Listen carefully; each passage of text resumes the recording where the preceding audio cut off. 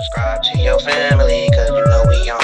Hit up the IG so you can see when we on. Cause you know we on. We on. It's on. We on, so it's on. What it do? Welcome back to the channel. Welcome in. Come on in the room. Yo, listen, a lot of y'all is not subscribed. Can y'all go subscribe? Y'all just help keep the content coming. Y'all help put a little bit of money in my pockets. Y'all just help me to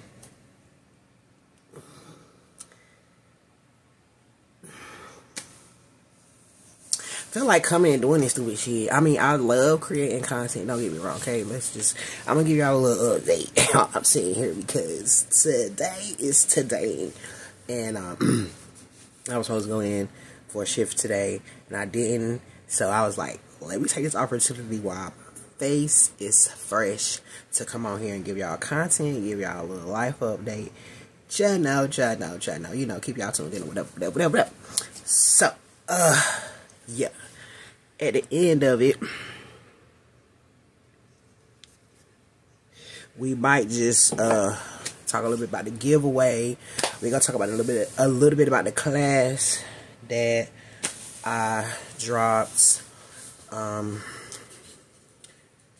me put a note, and then I'm gonna do a story time. So my story time is going to be about the time that we lived, well, two instances that we kind of lived in an abandoned house.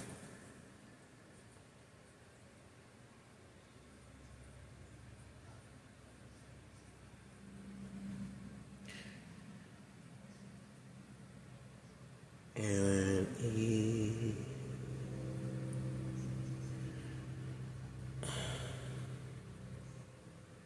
I said I was going to do an update, and then what else did I say? I was talking about my class.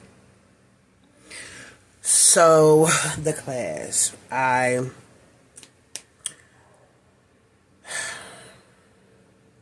In all honesty, I really wanted to put together a class for you guys that was just an encouraging word to encourage content creators to keep going, keep pressing, no matter what the hate is, no matter what the circumstance is, you know, just to motivate you through intimidation, if you're dealing with trolls, if you're dealing with lack of motivation. You know, just keep posting your content, because to me, posting is not just about getting money. It's not just about clout. It's not just about making sure you have people engaged. It's really about connecting with another human being who may be going through something similar, who may just need a little inspiration, or to just know that they're not alone. Making those connections is how we help people, how we heal people.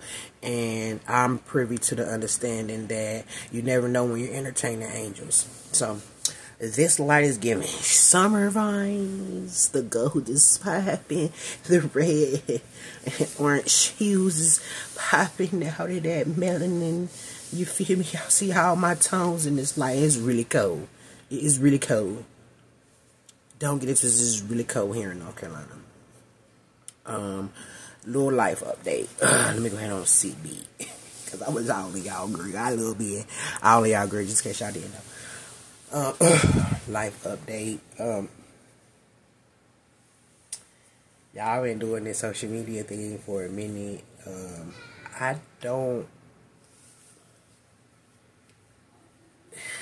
I'm from the era of catfishing.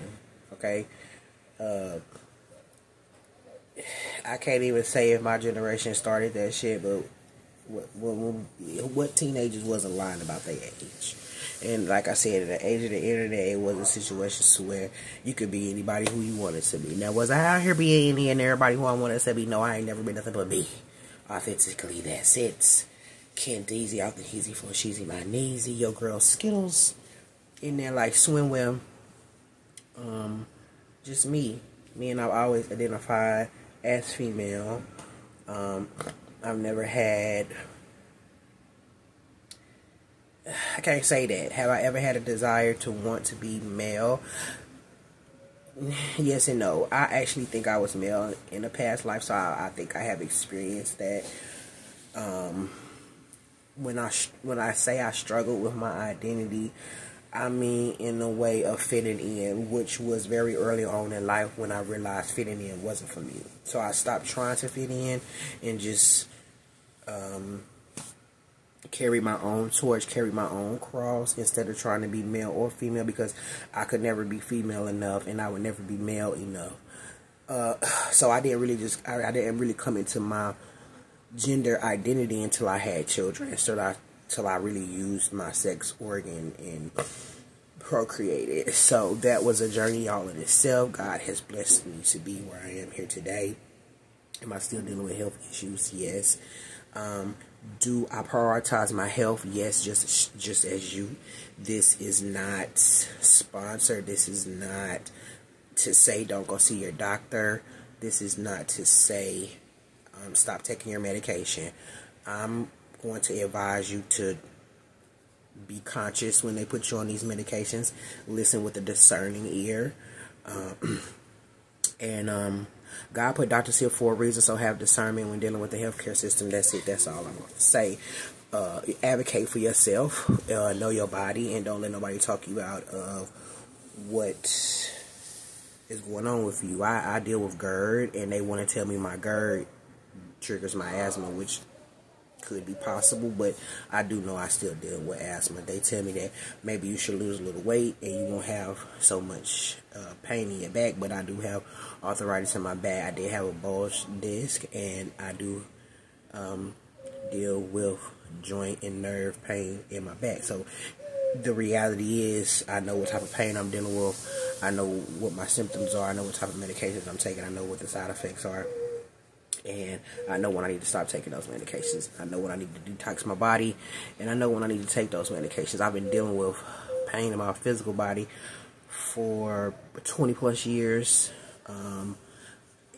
I think it's chronic pain. They have offered me opioids. They have offered me injections. I can't do it. I can't operate as a human on those medications. And I don't see how anybody can. I don't see how anybody can or should be expected to.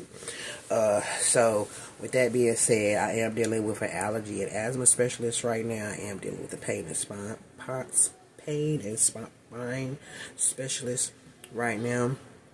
Once I get done with those two specialists, I really don't want to pile myself on with a lot of specialists right now. I will be going to see somebody about my blood sugars and dealing with that, and I will be going to see a gastro. So that's just an update as far as health is concerned. Children, the children are doing well. Glory be to God and the Most High for all things and always. I can't brag enough about them. I can't be more proud of them. I cannot. But did I say brag enough? They are wonderful.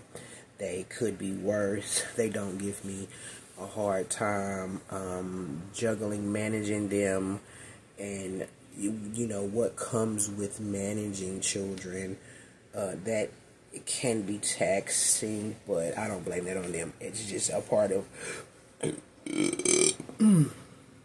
managing family, and family is key. And when we live in life, and when we get caught up in the mundane of every day, I always try to remember that it's not about the time that goes by, and it's not about the time that we spend. It's about the connections that we make and build with family. So if you're going to be doing anything with your time and your money, for me, I want to be financially free to make time to do whatever I need to do for my family whenever. And I don't want finances to be what is holding me back or keeping me from.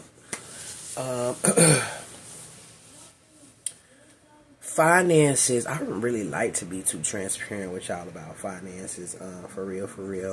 I'm gonna tell y'all, content creating ain't really where the money at, unless you managing multiple pages. I don't have time for it. So this is why I scaled back the amount of social media pages that I did have. And I hope y'all be able to find me, near, far, and wide, because this is it. I won't be making no more social media pages. I actually thought about a Discord or a Twitch, because I do game, but the managing of it all. I need a chauffeur, I need a nanny, I need a governess, I would appreciate all of those assistants and helpers and hands. But right now I am getting paid for my content. Is it sustainable? No. Does it pay a bill? No. Can it be lucrative? And if the algorithm really doesn't love me, I'm just gonna be straight up. I honestly posted something today about wanting to slap the shit out of somebody, and it told me that if I posted that, it may be against community guidelines, and but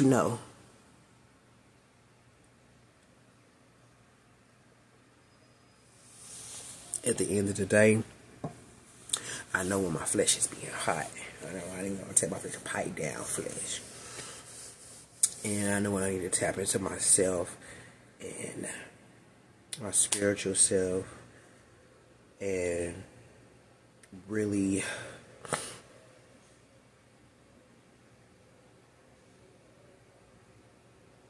stop trying to orchestrate things, stop trying to prevent things from happening, and stop trying to raise me and my children, stop trying to not be my mother, stop trying to parent, stop trying to get in the way of myself by trying to do things that my anxiety is bringing up for me. So I deals with that. Okay, so I wasn't talking to you guys about finances, and I talked to you about my health a little bit, and I talked to you about the kids. They're phenomenal. And if you guys have any other questions, leave it in the comments, because I really don't know what else to talk to you about. My husband, he's here, he's wonderful, he's not going anywhere. I've actually thought about doing content with my husband, but I am torn in that regard as well. I just really don't know. I really don't know.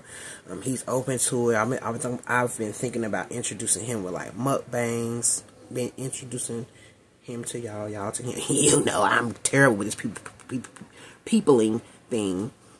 Since I'm no longer a people pleaser, I've really been working on my social skills, and it's tough.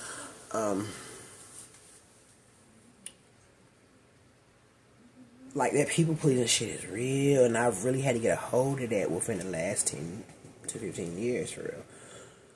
Let's see what else we talked about.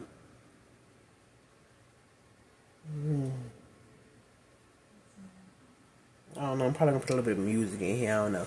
So let me get to this story time. Story time number 1, alright? So, I told y'all this was going to be a story about the time when we lived in an abandoned house. Alright, so, bam. Okay, so we lived on a street called Elium, and we lived on a street called Eastland. We lived on Eastland first. So, I believe we lived on Eastland first. All of this stuff happened in such a short period of time. It was so compacted into this very short period of time that we were homeless. We were living from pillar to post. Like, we lived with my sister-in-law. We lived in many hotels. We were separated from the children. some nights we did not know where we was going to stay, what we was going to eat, how we were going to get by. Like, it was on that type of time. So, and when I say abandoned house, like, I don't mean like we didn't have nowhere else to go type shit, and it was this abandoned house, and we just found it and we stayed there. That's not how then one of these times went. All right, so boom, we was coming off this situation from being in the hotels, and my husband was like, Kendall, if you don't talk, nobody gonna know. If you don't say, they gonna think we cool or whatever. So I was like, all right, boom, I'm gonna ask her. This was him trying to tell me, like, you gotta talk or whatever. So we was at a cookout or some family gathering, and his sister was there, and we was just chopping it up, like, having regular conversation. And the Lord, I always pray before everything, y'all. Everything I do, I pray. And in this situation, one of the things that I always say is, God, make a way. And what I mean by that is, God, show me a way. Show me what I'm supposed to do, what I'm supposed to say, where I'm supposed to go, where I'm supposed to sit, how I'm supposed to act, how I'm supposed to carry myself. All of that. Like I said, what am I supposed to say? So, like, we was having a general conversation. She asked me how I was doing. That was a perfect opportunity for me to be like, horrible. I'm doing horrible. I don't know what is going on in my life. Things are discombobulated. Right now, I don't know where we're going to sleep in the next couple of hours. Like, I've been doing this. I've tried that. I've been here. I've been there. Nothing's working out. It's basically, they opened up their home to us, and we lived there for some time. Now, some time is some time. Some time is some time, baby. Whenever I refer to time, I don't be meaning like a day or two. I be meaning either long fucking periods of time or periods of time that are unimaginable. Okay? That's what I mean when I say time, because I don't correlate time the same way as a lot of other people correlate time. I'm never in a rush. Okay? I'm never in a hurry to go anywhere. Just who I am. And you're not going to pressure me, manipulate me, or none of that to make me feel like I need to be there when you say, or I need to do what you say when you say. I'm just not the type of person. And I can't be convinced. You can't tell me I'm late. Who is you to tell me I'm late? Because of that fucking clock on the wall. That shit don't. I mean, I'm combative, and I'm very rebellious. I can be a bit stubborn, if you have not learned that from my videos. But anywho, this is the problem with me in story times. Okay, I get sidetracked. Huh?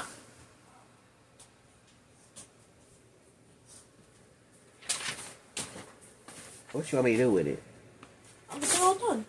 You all done with all of it? Yeah.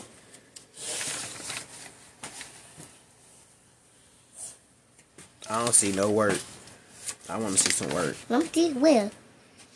I don't see his work. I mean, I see he put an answer, but I don't see how he worked that out. Look. It's just the answer. It's no work.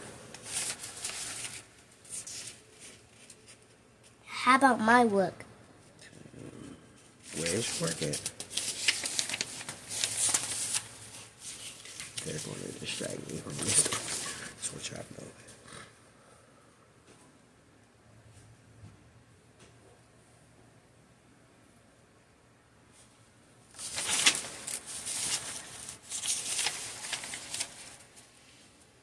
Oh, man. Oh, man.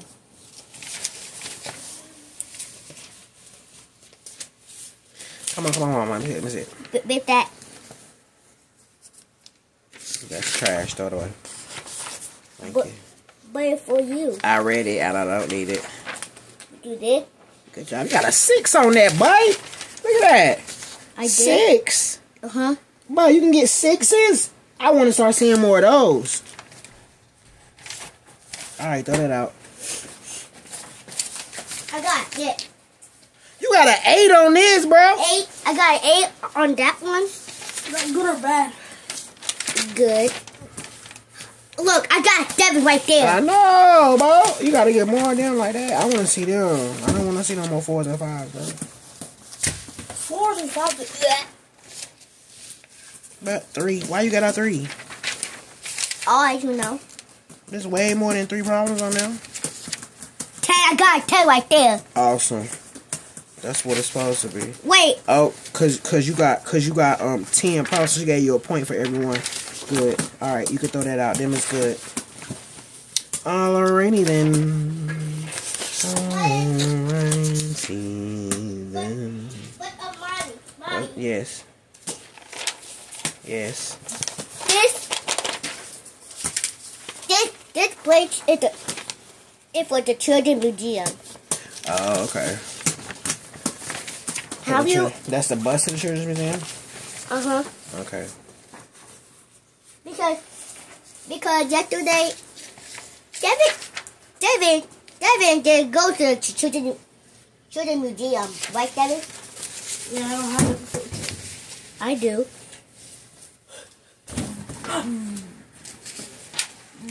But the filter costs $12.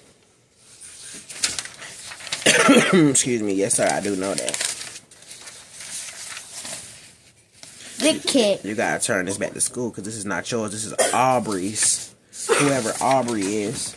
Who's Aubrey's? This belongs to Aubrey. Aubrey, Fleming.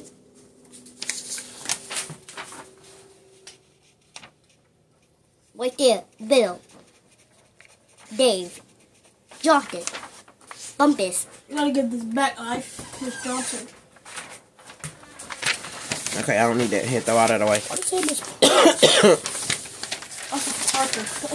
Oh, help him with this, Sam. Help him read this on this, and you can help him do them letters if you want to. You read that already. He read something else. Here. So when I get done with everything, I get a computer. Maybe. Here, take this so I can finish my video. Live. Put this in your backpack because I don't know if you need to turn this back in or what. Put this in your book bag. You gotta watch him. Make sure it get there. Ooh, my neck. Come on, that's supposed to be trash, Keita. But I'm checking it. You don't need to check it. Close the door when you go out.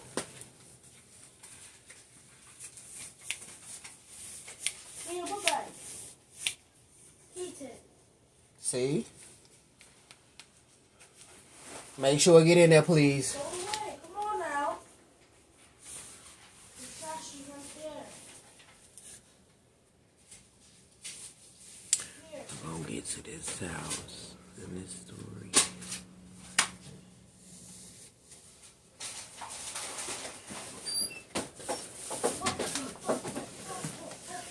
Close it.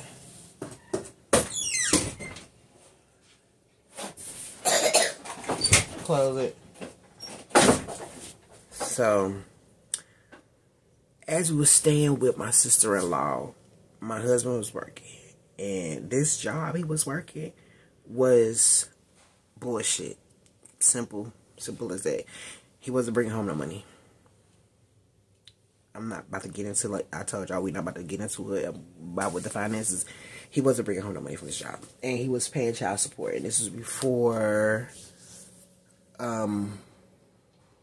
his back pay and getting his VA stuff situated. So this was before that. He would technically be considered a homeless veteran at this time. Like I said, he wasn't receiving any benefits. And I was having a very, very, very hard time talking him into going to apply for these benefits. And that he needed the benefits. He basically was feeling like, I'm not lame. I have all of my limbs. I didn't lose my life. My family didn't have to bury me. I don't need the finances. And I'm like, bro, you've been to 2 wars. You've been to Iraq multiple times. You have an injury. You were injured because of that. So we did a lot of work trying to get him to a place where he was comfortable with being like accepting his status, pretty much. So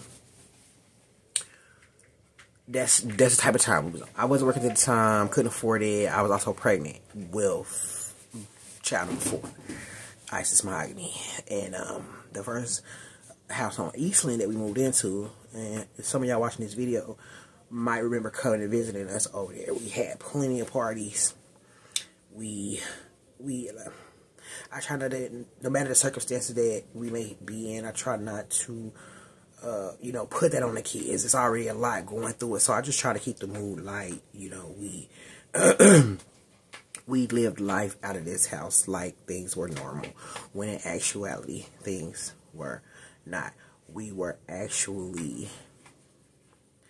I did not want to incriminate myself. We were actually still in power. At that location and the next location I'm going to talk to y'all about. So, we did not have to pay a light bill. And I think we were at I think we were on Eastern location for like 3 years. We did not end up having to pay a light bill. They never came and maintenance this place. Like, when I say they never came, I mean, no one ever showed up to collect rent money. No one ever came to change a light bulb, change a filter, unclog a sink, fix anything. Like, my husband was literally maintenance, whatever we needed. And at the time, like I said, he was dealing with not working a bullshit job. Well, he was dealing with working a bullshit job, so I can only imagine what type of mental strain. For that story. Okay, but y'all didn't do the words. Okay. And so that was stressful. And this is why I don't do story times, y'all, because that happens and I'm going to get distracted. And so I hope I finish it. And I'm going to skip a whole lot of details because I'm just going to want to get to the end. So this right here? So is that fill in the blank? No.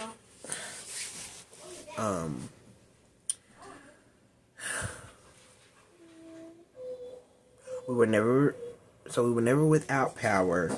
We were never without running water.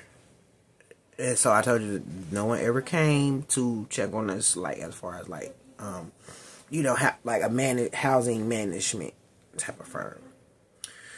So one day, we end up getting blessed with some furniture. And did we need it? I don't necessarily think we had needed the furniture at the time. But it was appreciated. So something happened, and can you come close this door? And when y'all done with that, okay, that's fine. I will let you know if you can have a computer. Don't come back and ask me that.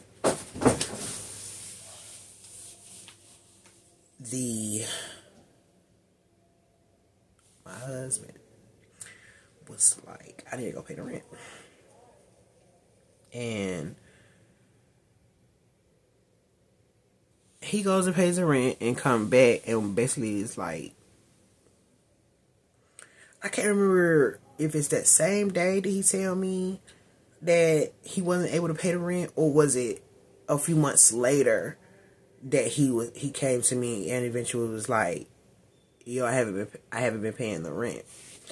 Either way it goes, we had been dealing with some financial difficulties, and my husband was very triggered at that point in his PTSD, to where our troubles with the finances would be that he would spend them unknowingly, unbeknownst to me, and then we would be due on a bill, and now I need to cover a bill, or we need to figure out how to deal with the situation when we should have had the money before. But his anxiety gets so bad to where he just spends it. Like, it's a really issue. And if you know anybody who's addicted to, like, shopping or has a gambling addiction, I really think it's kind of similar. But, like, he'll just spend on anything. Like, it was really bad. Like, I'm talking about spending rent money, spending bill money, spending food money, spending... any money that don't type shit.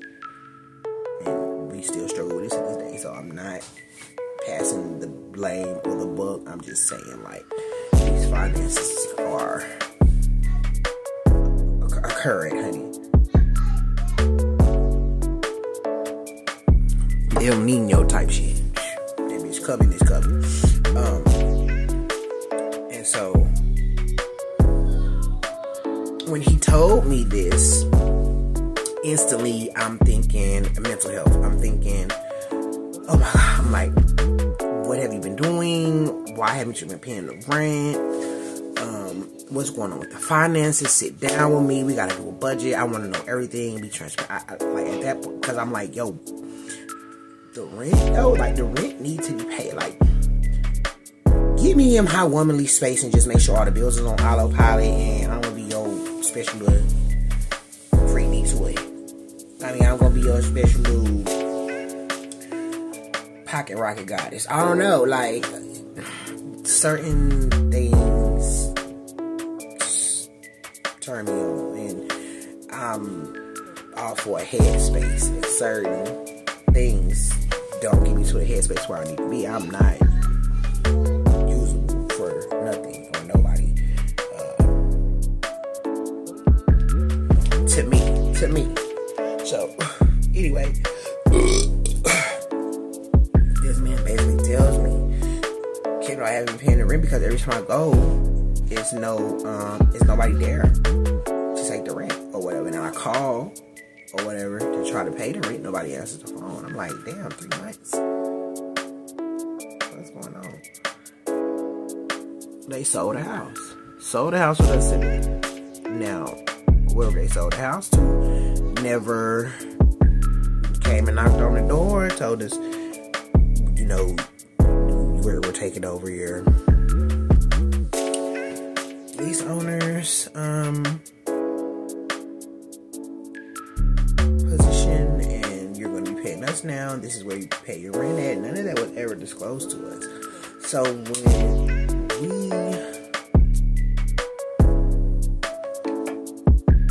finally got to a place where I could wrap my head around it, like we weren't paying rent, and like, how are we going to make this shit happen? We had already been here for a couple of years, like, so let me go ahead and try to get this story out of the way. That was my husband that just called me. He was telling me that a package came, he wanted me to open it, and I love opening packages. I'm just that type of girl. Anyway,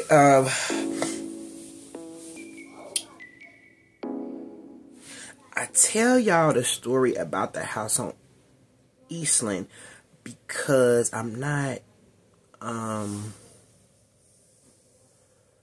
to tell y'all that I'm not foreign to struggle. As a child, I remember times where our heat would be out, or our power would be out, and thank the Lord that my great-grandmother, my grandfather's mother, lived like 3 or 4 blocks up the street, because he would have to get us up, take us up the street so we can brush our teeth, wash our face, get cleaned up, get together, eat in a warm, lit space. So I wasn't foreign to these things happening. It's like, it was like, but why? But why is this happening to me again? And my thing is always again. Like, what's with the pattern? So, Eastland, and I really don't like telling this particular section of story because it deals with a lot about my mom. Like, I deal with a lot of trauma, childhood trauma when it comes to my mom, and at that time I really thought I had processed it all. I healed, I moved on, I done gave her space and grace, I done gave myself space and grace, I done forgave her, I done forgave me, and at this time I'm really trying to tip, because me and my husband are really just kind of like reconnecting, and I'm telling him like, yo, like, my mom done me dirty, like, she done did some things to me that I just very traumatized, and I can't say that I will forget, because some of the things I have forgotten is just that bad. I don't want to remember. Like, I pray to God that my mind don't let me remember certain things, because like, What I can remember, I don't. It fucked with me too bad. So at this time, my mama and my uncle that recently passed away had moved in with us. So basically, who was I saying? Yeah. And so basically I was just telling her like, this gonna be temporary, and you know, we trying to get on Section 8, we trying to get we were trying to, you know, work some stuff out to where we would have, so we could secure stable housing, because that was one of the top things that I needed to do before I was ever willing to marry somebody. But like, we need to be able to secure stable housing. If we're not able to secure stable housing, we need to secure stable finances for stable housing. So there was never a time that she was not aware that her living with us was not going to be a long-term situation. We have forewarned her. And the only reason I tell y'all that part of the story is because a lot of where we ended up after that kind of was facilitated by her. So the next situation that we got into was on Ilium. Now, Ilium was a new built development, and this cul-de-sac in the development, the cul-de-sac was a new build. The development was not new. So this man had just built like about 6 houses in the bottom of this cul-de-sac. And don't ask me how my mama found this man, honey. Don't ask me, honey.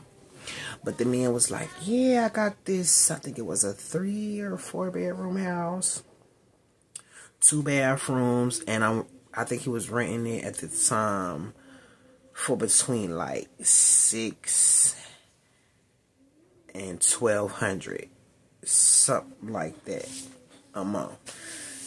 And so after we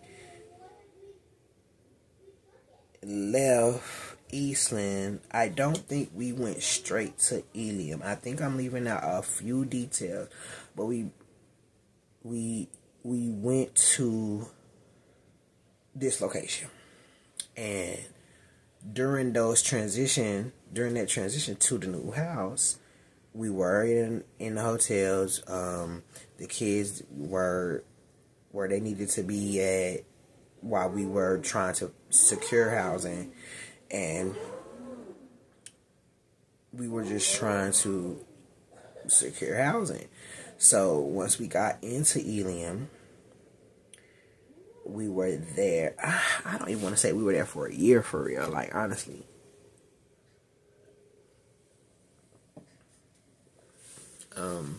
Yeah, I don't think it was a year. Before I realized that my mom wasn't paying the rent.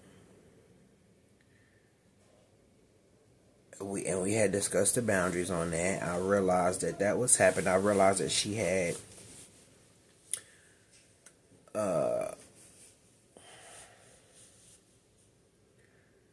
falsified some documents and made some financial transactions that were not approved, and that ended up leaving me and my husband on Ilium, living at that place on Ilium with no lights. I wanna say we didn't have running water. I was pregnant with my 5th child, 7 Tahasian. We didn't have transportation, and that was a mess. Like, we had to steal power again, running that power. Oh my God, that was... And that power situation was different from the Eastland power situation, because we were able to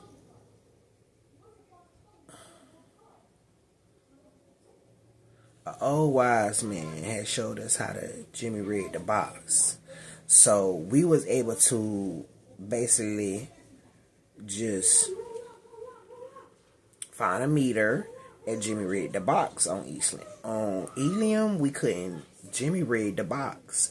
So we had to run an extension cord from the neighbor house to our house just for power. We had to boil water on a grill. It was just trying and taxing, and especially being pregnant. Oh my God, and especially not having my baby. Oh my God, like,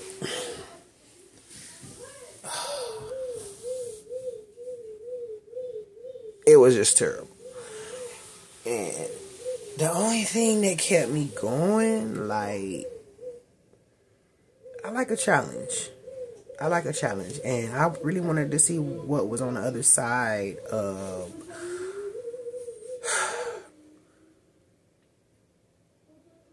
denying myself. What was on the other side of adversity. I really wanted to see God on the other side of that challenge. My husband could have left me plenty of times. I gave him plenty of opportunities. Please go, do, be, enjoy your life. And he'll tell you, nobody wanted to take us both in. Nobody wanted to let me and a whole bunch of children and a man come and try to get ourselves together. Nobody agreed to that. Nobody wanted to agree to that. And so when he seen that, he'll tell you that for him, he didn't want to leave me. He couldn't leave me. He'll say, I wasn't going to leave you like that. I couldn't have left you in a situation like that. And I'm that's admirable. That's very admirable. I really appreciate him for that. It gave me another level of loyalty between us, because I could have never went through half of that with baby daddy number one. No matter how bad I wanted my family, I couldn't have been homeless with that man. Nah. And he had came from being homeless. So I always felt like him coming from, my first baby daddy coming from being homeless, and we wasn't homeless, I always felt like he would, take pride in that. Like, nah, I ain't never gonna be homeless no more. Like, we done came a long way type shit. But nah, he just wanted to leech off of me type shit. So I wasn't having it. And then when I got into this situation, and we went through the ups and the downs of the housing situation, I really felt like, if you're gonna be here for this, you're gonna be here for the shit for real. Like I said, sense of loyalty was there, even after I gave him an opportunity to go do his own thing. So that was commendable. But the housing situation was tough. That shit was tight. It was not pleasant. It was very uncomfortable. But we came through. Like, it really makes me want to sit down and ask my kids, like, do they remember going through any of that? A few of them probably do remember staying with my pop, because I had to send them to stay with my pop.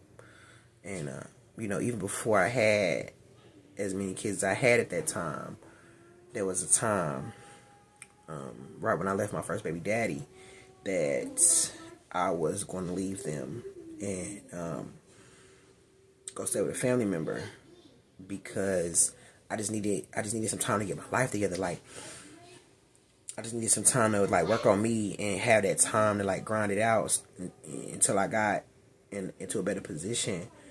And I had a family member that was going to allow me to come stay with them. This was right before I got into the thick of homelessness. We talked it out, and she basically was like, I can't agree to this when I only had 2. She was like, I can't agree to you and your 2 kids coming here, and you know, I didn't have nothing. And I didn't take it personal. I didn't take it hard. You know, I just basically knew then that I couldn't really do this without them. And I didn't want to do this without them. Like, that's the one thing that kind of like bugged me about my mama, for real. Because like, I always felt like,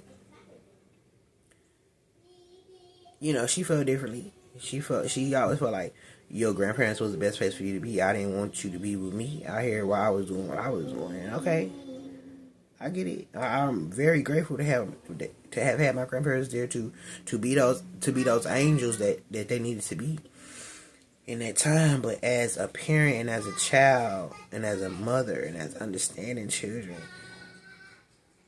they don't want to go through the struggle, but they really want to go through it with you. They want to be there with you. And I just wanted to know, like, yo, where my mom at, and where my daddy at, and why they don't want to be here, and why they choosing everything else with me, and am I not enough? And I still struggle with that to this day. Like, I don't like being left alone. Like, I have my moments. So if I want to be left alone, leave me alone. Let me have my alone time. But when I don't want to be alone, and I'm telling you, don't leave me, don't fucking leave me. So I deal with that shit, and I have to eat it, and I know where it comes from. So that's why I'm constantly in my mind